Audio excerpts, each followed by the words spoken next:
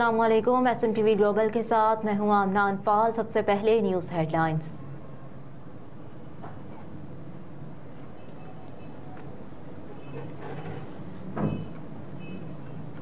बिजली कंपनियों के अफसरान फ्री यूनिट्स खत्म करने का हुकूमती फैसला अदालत में चैलेंज करेंगे। हुकूमत ने बिजली कंपनियों के अफसरान के लिए फ्री यूनिट्स खत्म और रकम की अदायगी का हुक्म दिया था, ताहम वापडा और मुख्तलिफ डिस्कोस अफसरान ने फ्री यूनिट्स खत्म करने का हुकूमती फैसला मुस्तरद कर दिया। वापडा, मैपको, पेस्को अफसरान ने यह हुकूमती फैसला अदालत में चैलेंज करने का फैसला करते हुए अदालतों से रुजू के लिए कमेटियां भी तश्कील दे दी हैं। मैपको इंजीनियर्स एसोसिएशन की जानिब से हाई कोर्ट से रुजू किया जाएगा, जबकि वेलफेयर एसोसिएशन ऑफ वेपडा इंजीनियर्स भी हुकूमती फैसला अदालत में चैलेंज करेगी और पेस्को अफसरान की जानिब से पेशावर हाई कोर्ट से रुजू किया जाएगा। ज़राए के मुताबिक मुफ्त यूनिट्स खत्म होने के बाद अफसरान को हर माह बिजली बिल्स अदा करना होंगे। बिजली बिलों में बिजली की कीमत के साथ टैक्सेस भी शामिल होते हैं। मुफ्त यूनिट्स खत्म होने के हुकूमती फैसले से टैक्स वसूलियों में भी इजाफा मुतवक्के है।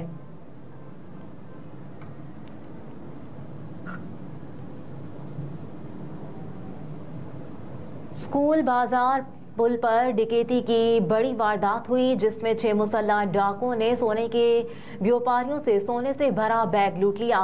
रहीम यार खान के थाना सिटी के इलाके स्कूल बाजार पुल पर 6 मुसल्लह डाकू सोने की व्यापारियों से सोने से भरा बैग छीन कर फरार हो गए। पुलिस हुकाम का इस हवाले से बताया गया है कि डकैती मज़ाहमत पर डाकुओं की फायरिंग से 2 ताजिर शदीद जख्मी हो गए। जख्मी ताजरों को तशवीशनाक हालत में शेख ज़ैद अस्पताल मुंतकिल कर दिया गया। पुलिस का कहना है कि छीने गए सोने की मालियत तकरीबन 18 करोड़ रुपए से ज़ायद है। डाकुओं की तलाश के लिए नाकाबंदी कर दी गई है।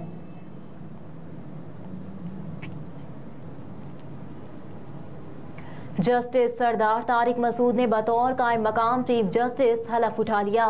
जस्टिस सरदार तारिक मसूद ने बतौर कायम मकाम चीफ जस्टिस हलफ उठा लिया। वो चीफ जस्टिस काजी फायज़ ईसा के बैरून मुल्क क़याम के दौरान बतौर कायम मकाम चीफ जस्टिस काम करेंगे।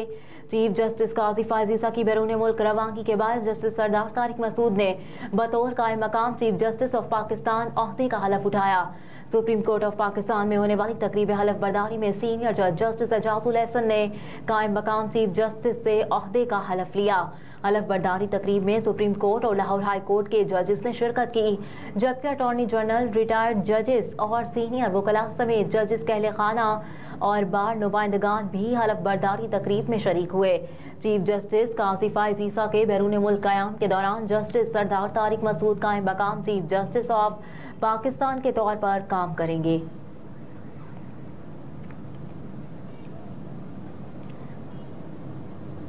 निगरान हुकूमत ने आम इंतखाबात से कबल अहम तैनाती कर दी। निगरान हुकूमत ने आम इंतखाबात से कबल अहम तैनाती कर दी। मोहम्मद उस्मान चाचड़ को MD पाकिस्तान प्रिंटिंग कॉरपोरेशन तैनात कर दिया गया।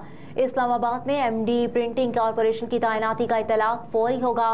विफाकी काबीना की मंजूरी के बाद एस्टेब्लिशमेंट डिवीजन ने नोटिफिकेशन जारी कर दिया। ग्रेड 22 के मोहम्मद उस्मान चाचड़ एस्टेब्लिशमेंट डिवीजन में OSD थे। गुज़िश्ता रोज निगरान वज़ीर दाखिला सरफराज भुट्टी ने इस्तीफा दे दिया था।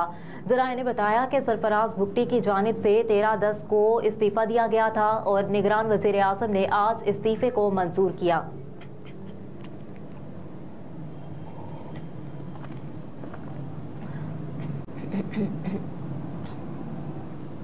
अमीर जमात इस्लामी कराची हाफिज नईमुर रहमान का कहना है कि इलेक्शन कमीशन ने इंतखाबात से मुतालिक शेड्यूल जारी कर दिया, लेकिन शफाफियत के लिए कोई इकदाम नहीं किया।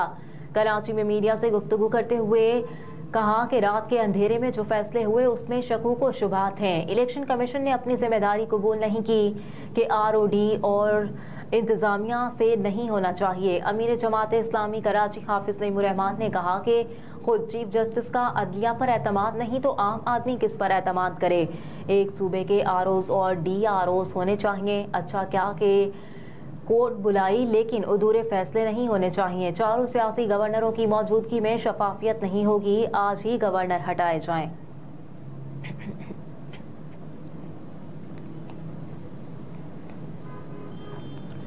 लाहौर में फ़ज़ाई आलूदगी में कमी। सूबा पंजाब के दारुल खिलाफा लाहौर की फ़ज़ाई आलूदगी में कमी आई। आलूदगी के एतबार से लाहौर दुनिया में चौथे नंबर पर आ गया। शहर में स्मोक की औसत शरह 238 रिकॉर्ड की गई। दूसरी जानिब तर्जुमान मोटरवे पुलिस के मुताबिक मोटरवे M2 लाहौर से शेखुपुरा तक, मोटरवे M3 फैजपुर से दरखाना और लाहौर सियालकोट मोटरवे को धुंध की वजह से बंद कर दिया गया। तर्जुमान का बताना है कि मोटरवे M4 अब्दुल हकीम से फैसलाबाद तक, मोटरवे M5 शेरशाह से रोहड़ी तक और मोटरवे M1 पेशावर से रशाक कई तक धुंध की वजह से बंद कर दी गई।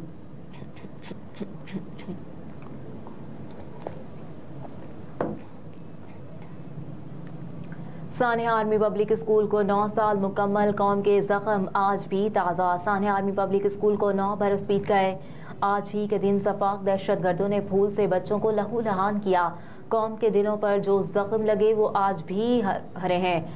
पाकिस्तान की तारीख में 16 दिसंबर हमेशा एक स्याह दिन के तौर पर याद किया जाएगा। बिलाशुबा ये कौमी सानिया था जिसने हर पाकिस्तानी के दिल को जख्मी किया। साल 2014 में आर्मी पब्लिक स्कूल पेशावर में मासूम बच्चों को दहशतगर्दी का निशाना बनाकर पाकिस्तान को गहरी चोट पहुंचाई गई।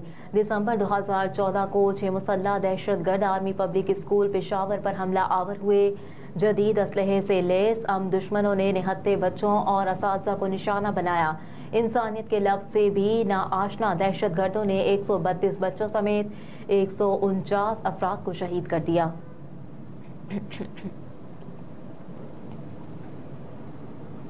आलमी मंडी में सोने की कीमत कम होने के बाद मुल्क की सराफा मार्केटों में भी सोने की कीमतों में यकमुश्त बड़ी कमी और सोना मजीद 1800 रुपये सस्ता हो गया। All Pakistan James and jewellers association के मुताबिक मुल्क भर में 24 कैरेट का सोना 1800 रुपये की कमी के बाद 2,16,800 रुपये फी तोला हो गया। 10 ग्राम सोने की कीमत में भी 1,543 रुपये कमी आई, जिसके बाद 10 ग्राम सोना 1,85,871 रुपये का हो गया, जबकि 22 कैरेट 10 ग्राम सोने की कीमत 1,70,382 रुपये का हो गया।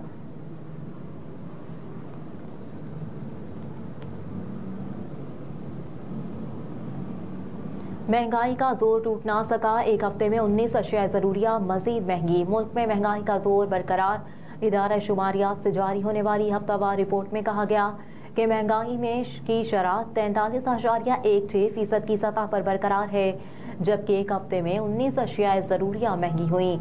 चीनी 8 रुपये 15 पैसे फ़ी किलो मजीद महंगी हुई। दाल चना 5 रुपये 98 पैसे, अंडे 8 रुपये 3 पैसे फ़ी दर्जन महंगे हुए। दाल मूंग 3 रुपये 46 पैसे, चावल 2 रुपये 49 पैसे फ़ी किलो महंगे हुए।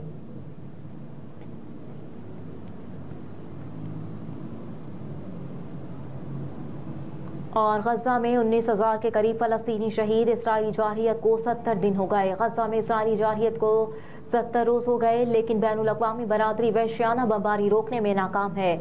इन 70 दिनों में गजा खंडर बन गया। 19,000 के करीब अफराद शहीद, जबकि 60,000 से ज़ायद जख्मी हो चुके और 8,000 से ज़ायद लापता हैं।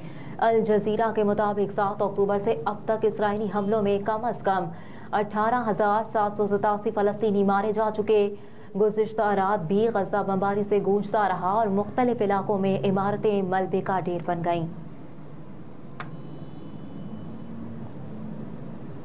हेडलाइंस आप जान चुके। इसके साथ ही न्यूज़ स्टूडियो से फिलहाल इतना ही। आप देखते रहिए SMTV ग्लोबल।